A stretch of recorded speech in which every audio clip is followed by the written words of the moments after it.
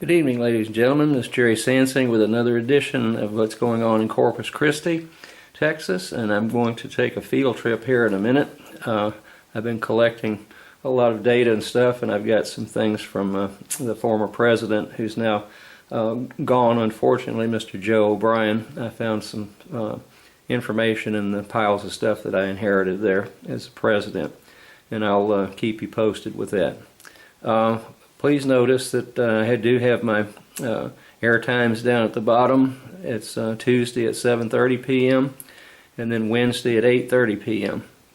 And on Wednesday, that's followed with South Texas News and Reviews, which is another show that I do. Anyway, and then please keep up with the emails at gsansing@gmail.com. I really appreciate your input. Thank you. Be right back. Yes, we're here to film the area where Del Mar wants to build a new Southside campus. As you will show you the high grass. Now the Del Mar received a citation in 2014 because of high grass in this area. And look at it now. That shows to me, and it should prove to everybody here, that Del Mar does not care about the law. The city ordinance plainly states that the grass cannot be above 11.5 inches high. And what gets me is the fact that Del Mar has their own lawnmower now. And it's been parked in the exact same spot that they unloaded it for 2 months now. They won't even bring it out here and cut the grass. That's a waste. And I got some information that I got from Del Mar now. All this information came from Del Mar. In 3 months, when they were out here cutting the trees and cutting the grass and everything, in 3 months, Del Mar paid out $11,614 just to haul off the trash out here. $11,614 just to haul off the trash. To me, that sounds a little bit ridiculous. It makes it look mighty, mighty suspicious. And the total amount that they used just to take care of this property in 11 months was $103,650. So you can see, what did they do to take care of it? They cut some trees and stuff, yeah. But I had trees cut in my yard. And it didn't cost that much. And other people has had trees cut. It didn't cost that much.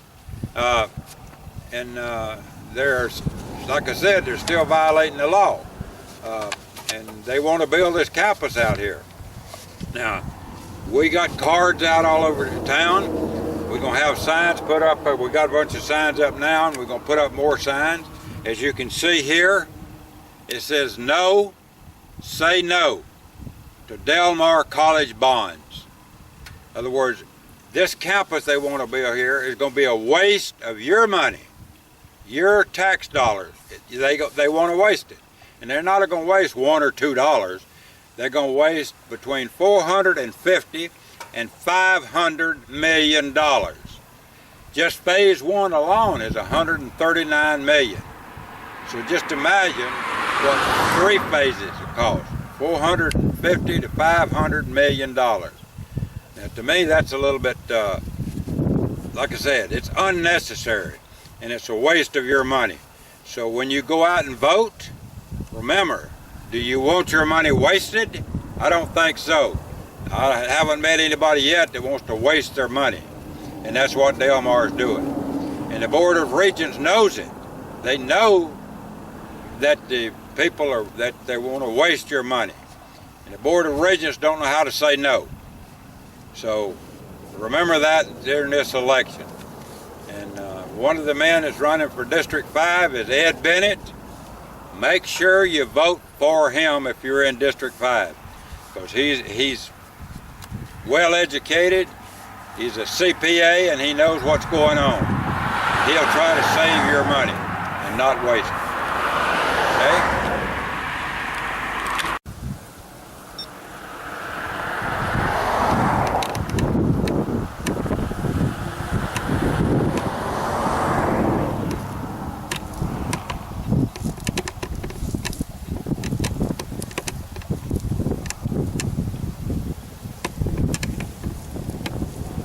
Okay, ladies and gentlemen, Mr. Gordy's walking back towards the camera. You can see how tall that grass is around his waist out here.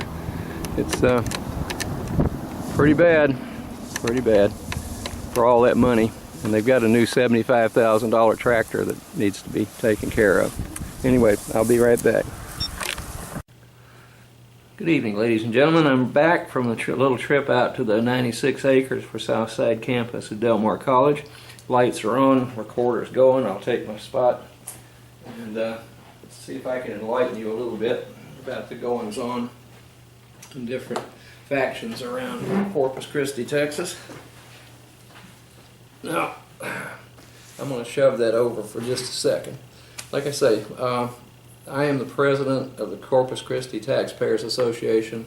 We've had extensive meetings on several factors and so forth around town, and I just want to let you know that our Taxpayers General Membership meeting is October the 29th. That's on a Saturday at 2 o'clock at the Silverado Smokehouse, and that's at Weber and Galahar. So anyone's welcome. We'll be in the back room there in the meeting room. You can get a meal if you want. We'll have some beverages for you, and hope you can show up. And I think we're going to have some people that are running for political office there to speak to us about what their point of view is.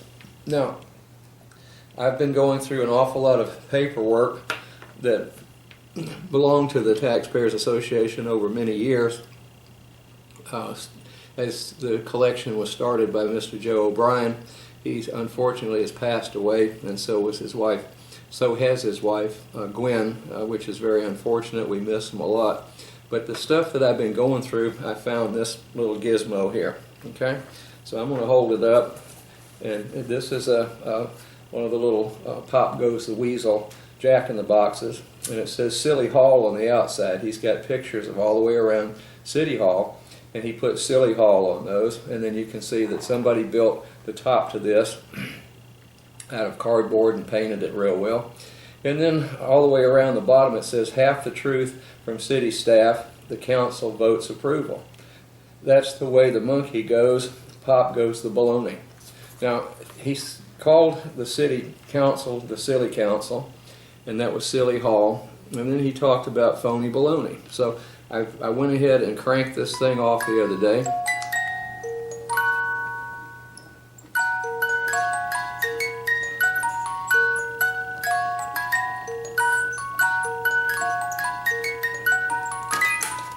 And this thing comes up and it has phony baloney written across the front.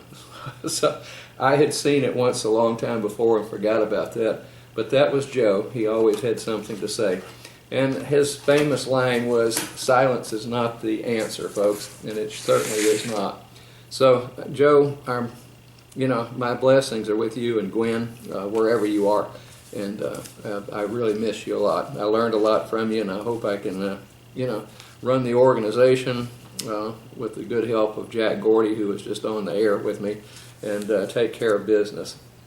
Okay, now I'm going to give you some figures on the South Campus. That proposed campus out there on 96 acres. Now, one thing that bothers me as a taxpayer is that I did not have a chance to vote on whether they purchased that land, and they paid $6,636,890 for it. Okay. Now, I don't think that includes the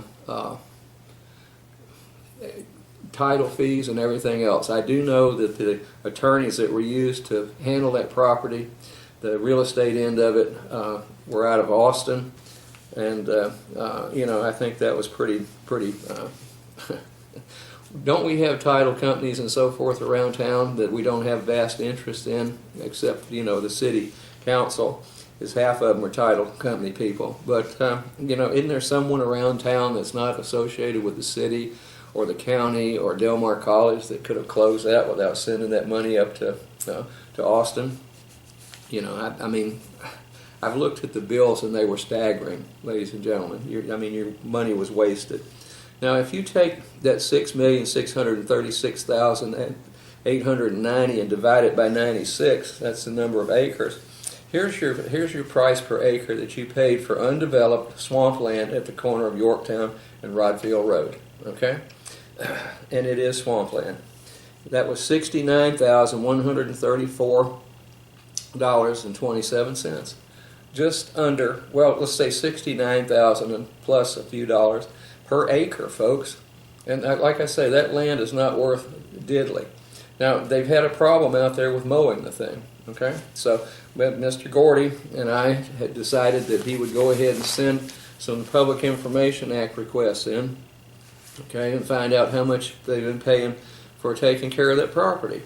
And then on, let's see, this was Thursday, October the 6th, the Caller-Times reporter, Beatrice Alvarado, had seen Mr. Rick Sproul on Channel 6 the night before, using Mr. Gordy's numbers that he got directly from Del Mar College. We requested the receipts and all, billings and so forth, through Public Information Act request, and Mr. Gordy got those.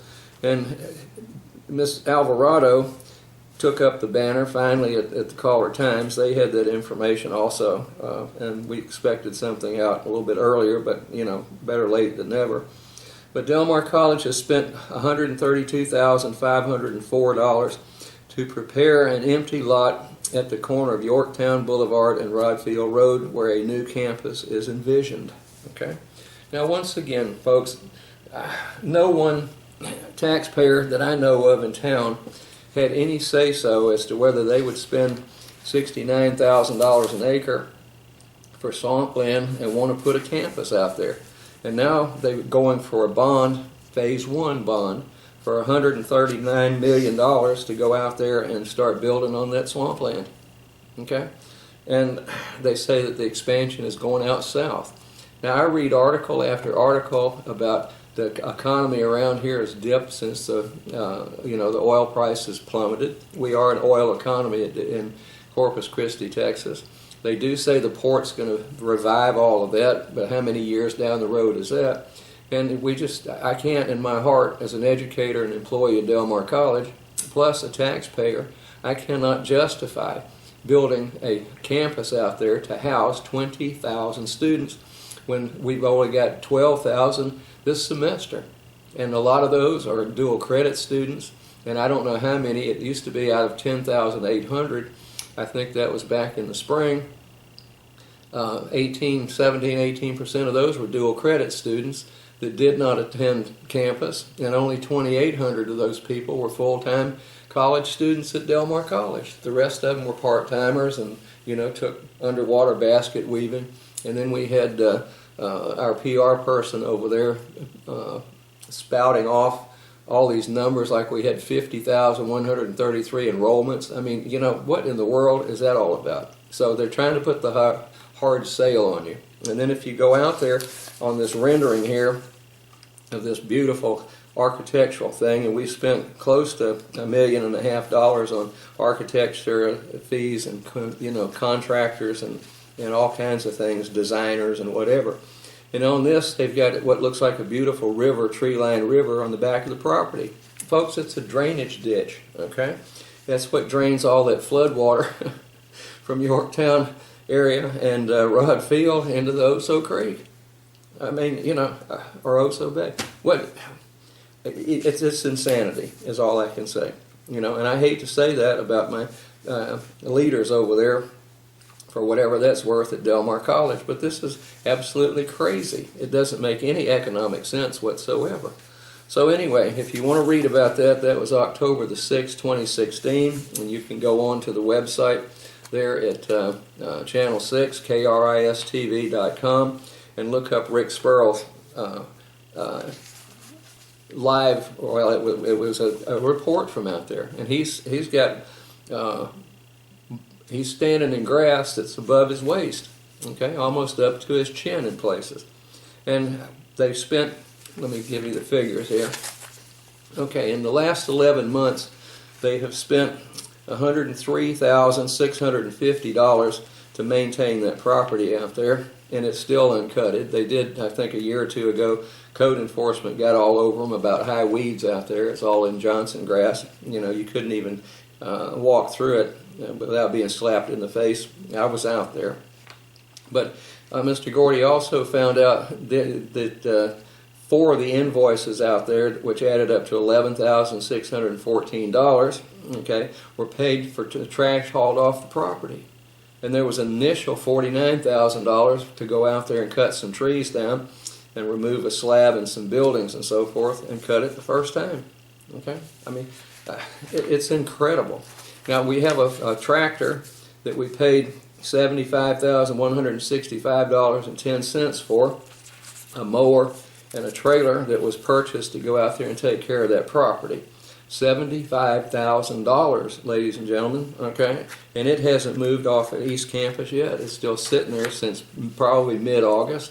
Hasn't moved and hasn't cut the first blade of grass over there. And my question is, why? Are we going to have to spend more money, another $75,000 to buy a truck to haul that monster out there? I mean, it's incredible. I mean, it just boggles my brain, folks. Okay, so the trailer, let's see, the tractor was $87,615. They got a discount of $22,779.90. The tractor mower cost them $64,835.10. The trailer was $10,330, okay, which brought it to $75,165.10. Okay, and my question is, what are you doing with that? Okay, so I don't know. It's just real crazy out there, and I've got the invoices here for the tractor and what they paid for that mess. So I don't know what to tell you, folks. Now, since code enforcement's back on them, then the Taxpayers Association, predominantly Mr. Jack Gordy, is going down and calling the code enforcement and saying, hey, you go out and find old folks that have grass 12 inches high in their front yards, and then go down and charge them an exorbitant amount of money, put them through the mill and everything else. And then, is Del Mar College, do they have a special deal? Okay, are they exempt from the basics around here of cutting grass and complying with code enforcement? Okay, so I don't know. But if the code says if it's over 12 inches, then thou shalt cut it or you get fined. So I don't know what's going on with that one. It's pretty incredible to me.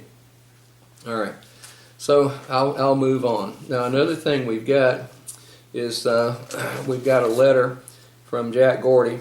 We have been, and he most definitely is the lead person on this, trying to get those palm trees at Gulfway Shopping Center cut down and make the sidewalk on that side of Airline accessible to people with disabilities. And the city won't do it. So I've looked up the, is the city exempt from code enforcement rules and regulations? I guess Del Mar may be. We're going to find out tomorrow. Today is the 9th. I started this on the 8th. Today's the 9th on Sunday, and tomorrow then that Mr. Gordy and I are going to try to get answers from code enforcement. All right, here's the city ordinance, the code of ordinances for Corpus Christi, Texas. Section 53-264. Trees or shrubs obstructing passage, vision, etc. on street or sidewalks is prohibited. Okay, it shall be unlawful to constitute a nuisance for a person to place, maintain, or cause a permit or permit the placement or maintenance of any plant, tree, or shrub within any part of the public right-of-way or within private property which is adjacent to the public right-of-way, such as said tree or shrub alone or in combination with other trees, shrub, or posts and anything. Okay, if it interferes with lighting and so forth, it goes down a list.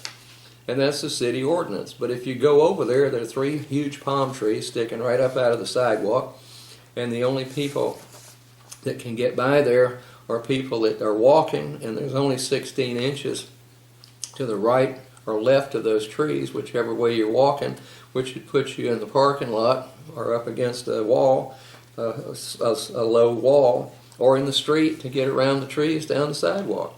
Okay, so Mr. Gordy's been on their back over there, and so he's asked for Marjorie Rose, our new city manager. Okay, definition of sidewalk. Okay, sidewalk, path for pedestrians, a paved path for pedestrians along a street. And then it says, how can the city justify leaving those palm trees in the middle of the sidewalk when they are violating city ordinance? And I just read you the city ordinance that's violated. The city code enforcement expects all the citizens to comply and obey the city ordinance. And then in red, how can the city ignore this ordinance and force everyone else to obey it? Okay, and then Title VII, the Texas Transportation Code, is available if the city attorney will take time to go on the internet.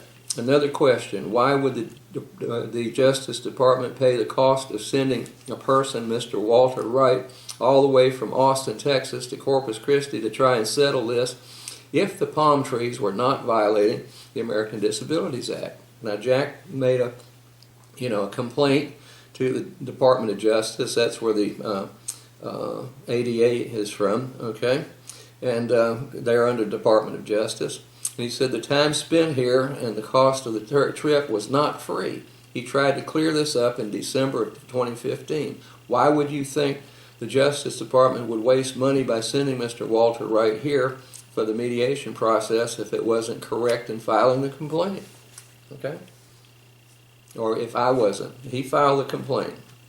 Why don't you call the Justice Department and ask them some questions? Ask for the Civil Rights Division under the Disability Rights section. I believe they can clear up all the misinformation that the city attorney is passing out. The American Disabilities Act is also available over the internet.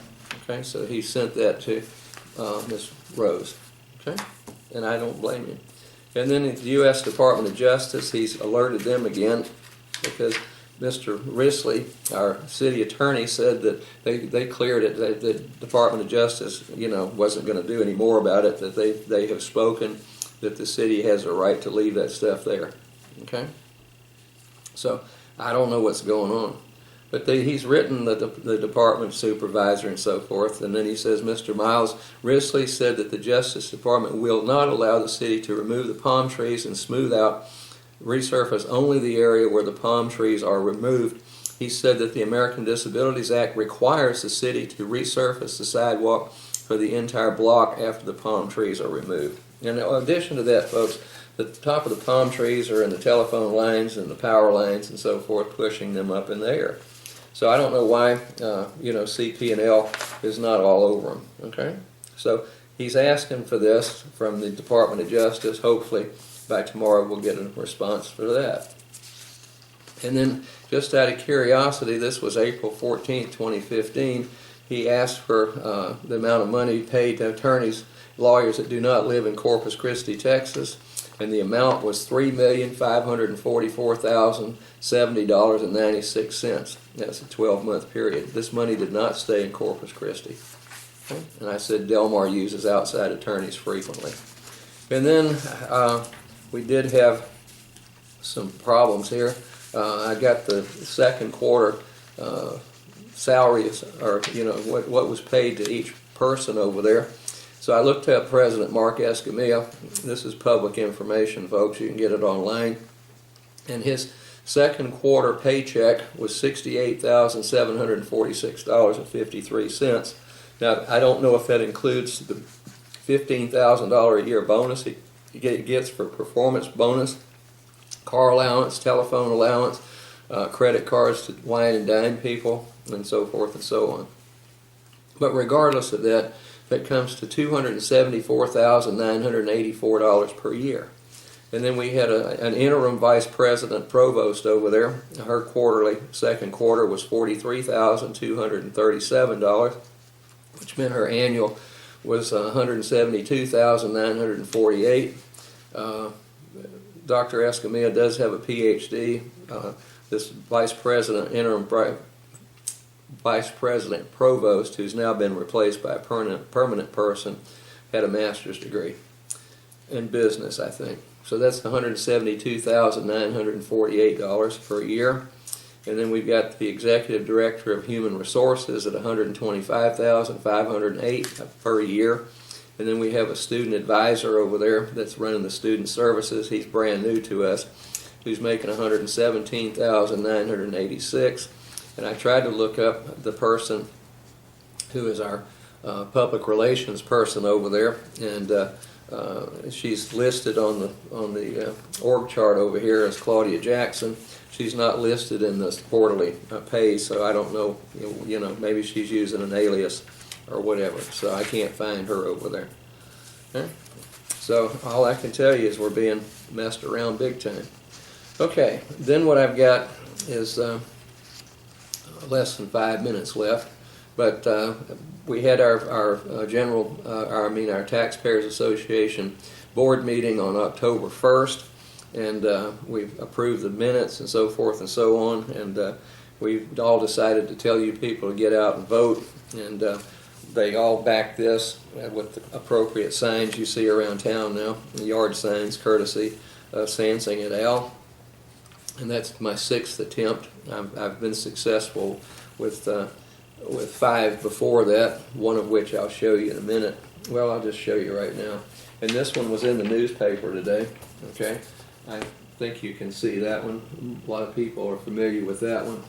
Okay, when I went against a guy by the name of Trey McCampbell, and he is the president or chair of the Del Mar College Board of Regents. He's the one that's pushing the Southside campus real hard.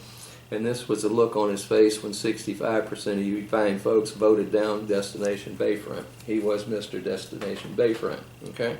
And then in today's paper, it says, all in, Nueces County residents in a few key neighborhoods have become the decision makers in elections.